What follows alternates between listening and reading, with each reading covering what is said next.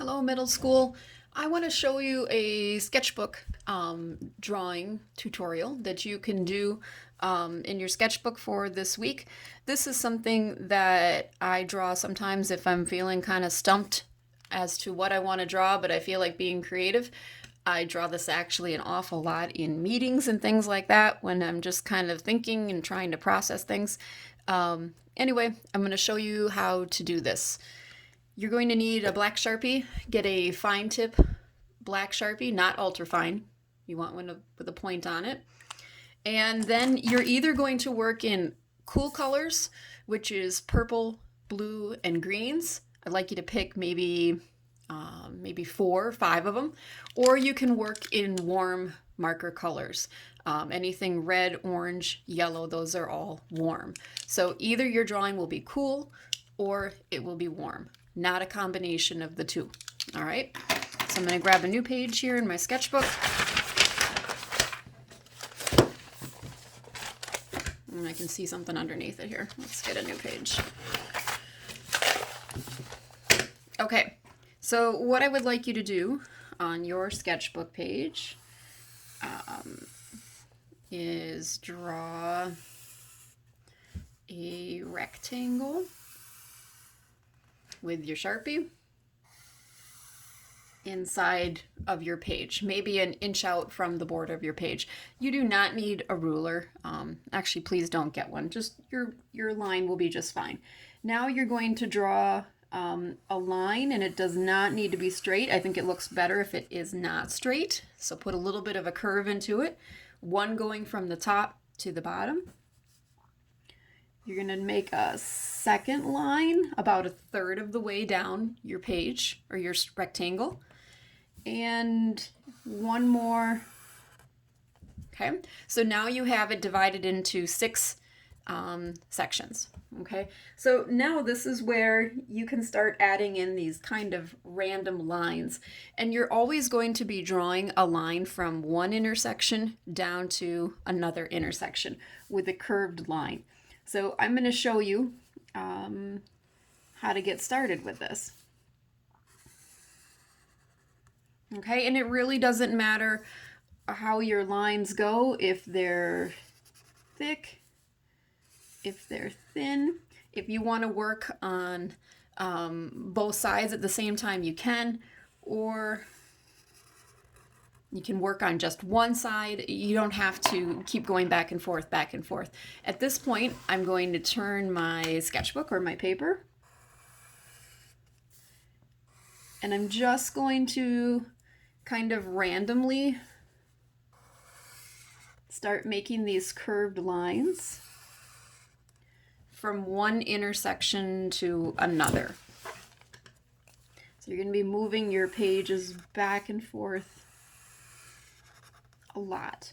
And you're always coming down from where you last picked up. Okay? It's not a straight line down. You want to keep these curves in there. This is definitely working with organic shapes. Maybe I'll put one here. And you can see I'm starting to get this kind of weird negative space right in here. This is when you're going to come in and you're going to start filling this in with these little shapes like this. And maybe now I'm going to have him kind of turn and go this way. There's really no wrong way to fill up your space, guys. That's kind of the fun of this. You can just kind of see where things are going to take it.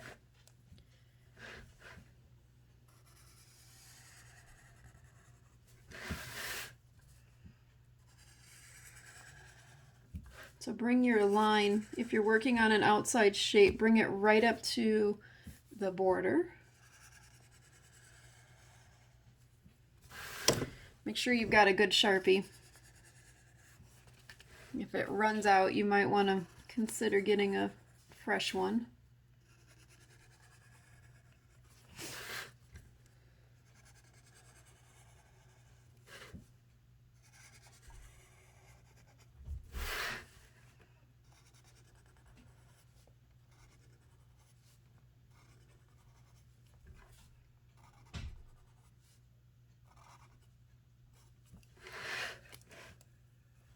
Maybe I'll work down here now.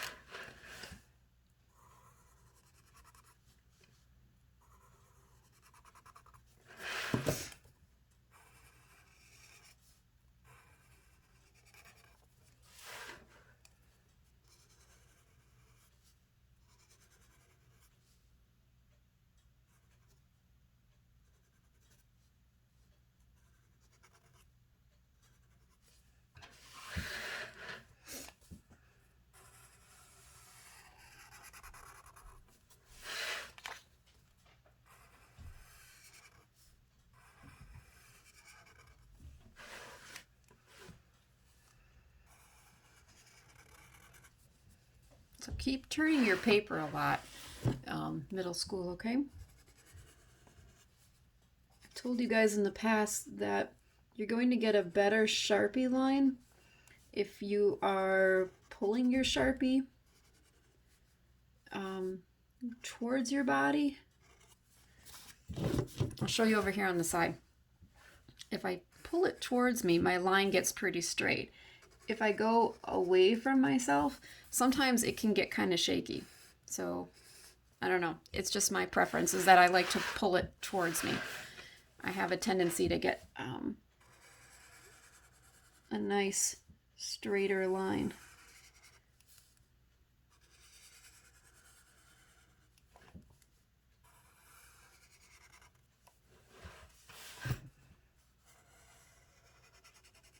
So you can see right there, I started to like go away from myself and it gets a little shaky, a little jumpy as it's like crossing across the, pulling across the paper.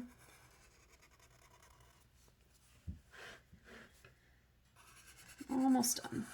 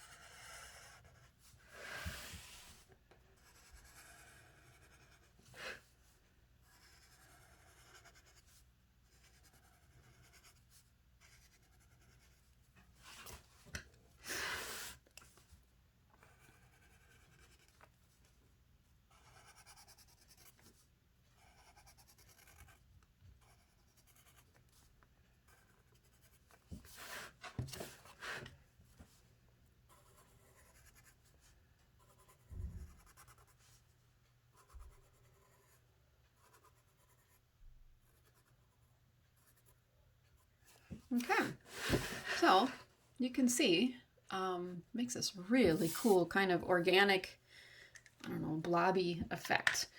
Now at this point, guys, you're going to grab your markers, either warm color or cool color, and you're going to add in color.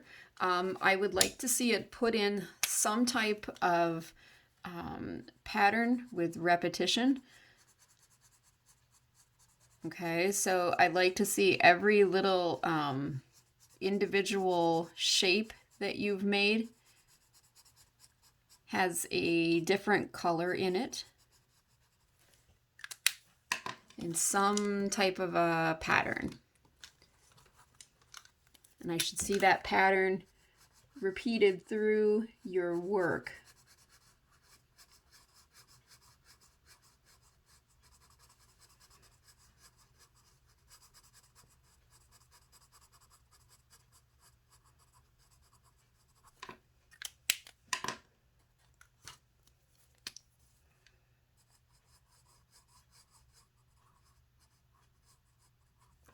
So remember, either warm colors or cool colors.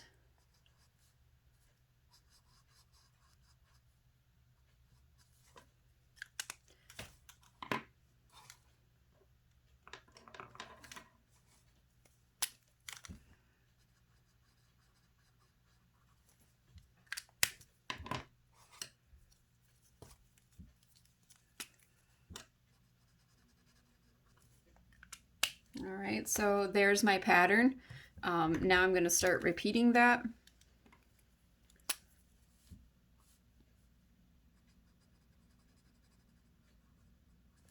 Okay, I would repeat that pattern throughout all my coloring and things like that. So keep track of the order that you have your markers in. Yeah, I look forward to seeing your sketchbooks this week, guys. Talk to you later.